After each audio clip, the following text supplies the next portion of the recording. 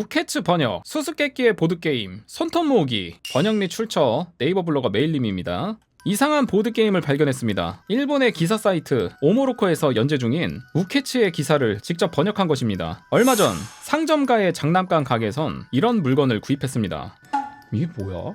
뭐라고 써있네요? 보드게임 세트라는 것 같습니다. 자, 그래서 여기에 써있는 게 이 제목인가봐요. 착한 아이의 즐거운 놀이, 손톱 맞추기. 손톱 맞추기? 뭐야? 착한 아이의 즐거운 놀이 라기엔 아이들이 별로 즐거워 보이지 않는 것이 신경 쓰이지만 일단 열어봅시다. 자, 그래서 열면은 안에 요렇게 있나봐요. 뭐 이렇게 포장이 돼 있네. 연말 선물? 이름을 보니 손톱 모으기, 우는 아이 고르기, 3인의 어머니로 다 들어본 적 없는 것들입니다. 새로운 놀이를 아는 것은 즐길 거리가 늘어나서 좋죠. 바로 개봉해보겠습니다. 1. 손톱 모으기. 우선은 손톱 모으기부터 가겠습니다. 어떤 게임일까요?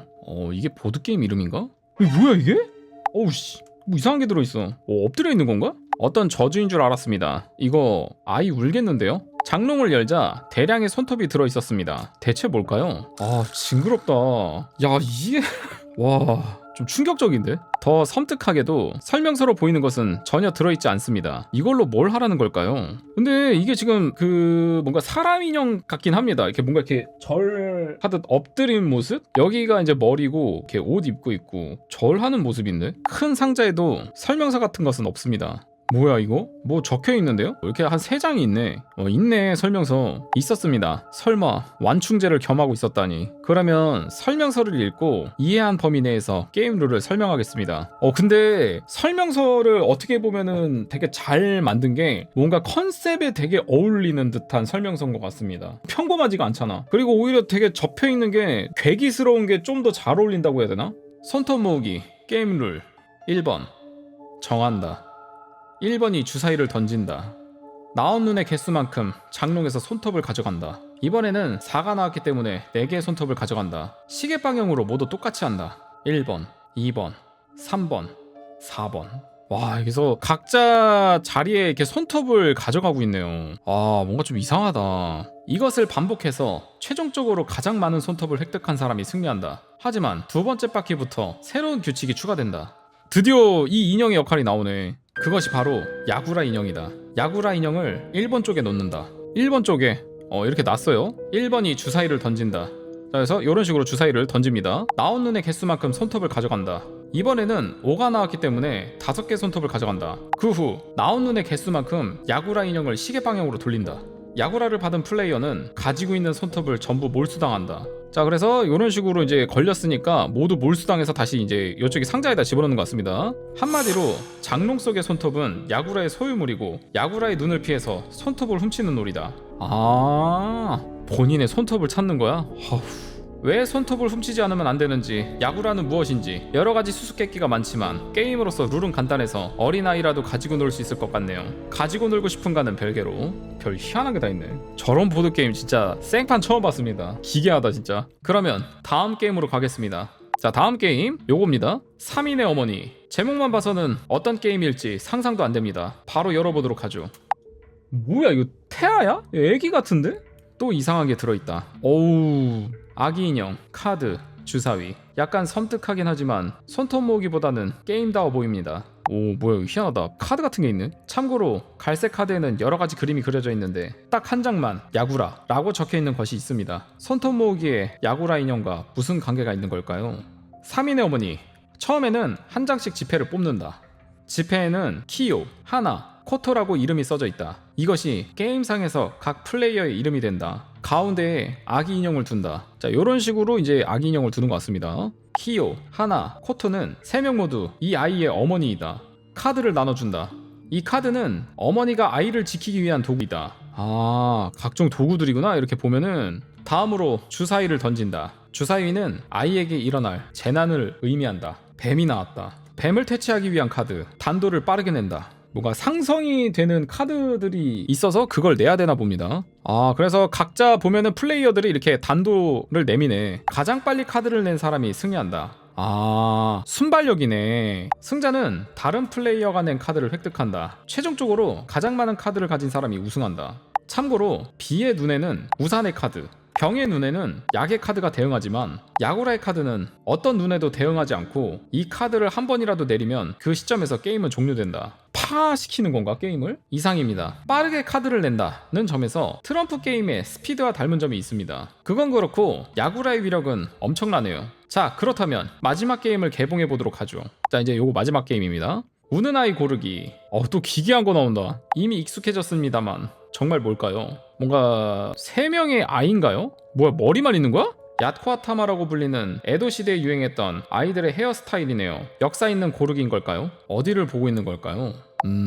서로 보면은 다른 데를 보고 있습니다. 설명서를 봐보도록 하죠. 어떤 아이가 우는가 내기하죠. 너무하잖아. 리뷰는 이상입니다. 이 세상의 모든 게임을 다 해버려서 한가에 참을 수 없다는 분에게 추천하지만 그 외의 분들은 오셀로 같은 것을 사는 것이 좋다고 생각합니다. 추가, 며칠 전 에도 시대를 연구하시는 분의 홈페이지에서 이 게임과 관련성 있는 기사를 발견했습니다. 관리자님의 양해를 구해 아래의 글과 그림을 올리겠습니다. 참고로 본 기사는 2002년 9월 20일에 공개된 것입니다. 에도 시대 키오라는 이름의 여성이 있었다. 키오는 현재로 말하면 다중인격자이다. 그녀는 자신의 내면에 키오, 하나, 코토라는 3종류의 인격을 가지고 있었다. 19살이 되던 해 키오는 아이를 낳았다. 남편은 아이가 태어나기 직전에 행방이 묘연해졌다고 한다. 선천적으로 오른손의 손톱이 하나도 없었던 점을 제외하면 아이는 매우 건강했다. 키오, 하나, 코토, 3인은 성격은 다르지만 모두 아이를 사랑했다. 하지만 다중인격자에 대한 지식도 이해도 없었던 시대. 실제로 일본의 다중인격자에 대한 최초 보고는 공개적으로 다이쇼 시대라고 여겨지고 있다. 키오에 대한 비난은 강했다. 정서가 안정적이지 않은 키오에게 육아는 불가능하다 라고 판단한 먼 친척이 절반은 뜯어내는 형태로 아이를 양자로 입양했다. 아이를 잃은 키오는 슬픔에 사로잡혀 집에 틀어박힌 채 몇 년이고 계속 울기만 했다. 그리고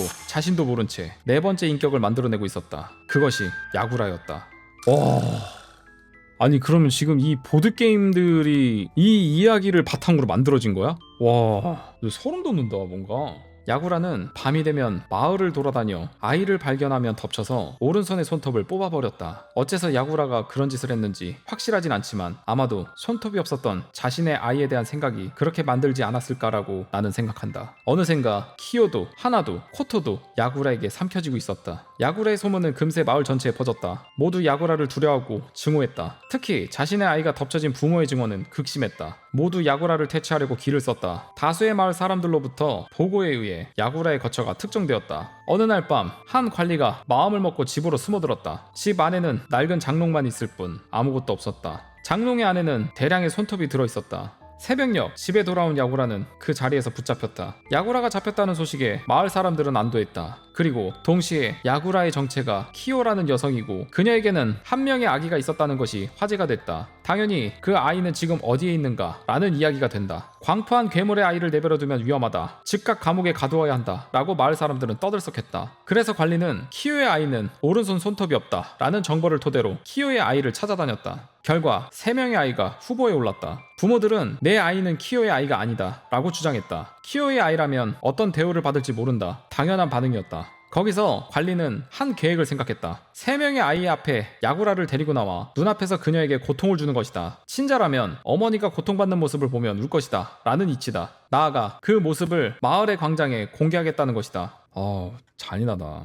에도는 그 이야기로 한동안 화제가 됐다. 당연히 잔혹하다. 그런 짓을 해선 안 된다 라고 주장하는 사람도 있었지만 야구라를 증오하고 있던 마을 사람 대부분은 관리의 편을 들었다. 그 안에는 3명 중에 누가 야구라의 아이인가로 내기를 하는 사람까지 나타나 일종의 축제판이 되었다.